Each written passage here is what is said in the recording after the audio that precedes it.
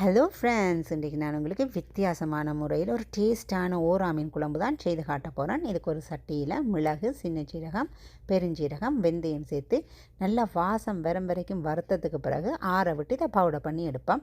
அதே சட்டியில் நல்லெண்ணெய் சூடானதுக்கு பிறகு வெங்காயம், கருவேப்பிலை, குறுக்காய் சேர்த்து இதையும் ஓரளவுக்கு வதக்குவோம்.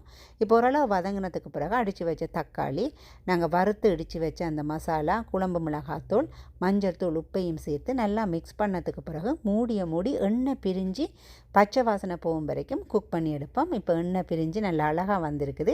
இந்த டைமில் எங்களோட டேஸ்டான இந்த ஓரா மீனை சேர்த்து அந்த மசாலாவோட நல்லா கோட் பண்ணதுக்கு பிறகு குழம்புக்கு தேவையான தண்ணியை ஊற்றி மிக்ஸ் பண்ணிவிட்டு நாங்கள் ஒரு 5-6 நிமிஷம் இந்த குழம்பை கொதிக்க வச்சு எடுத்தோம்னா அப்படி ஒரு டேஸ்டான ஓரா மீன் குழம்பு ரெடி.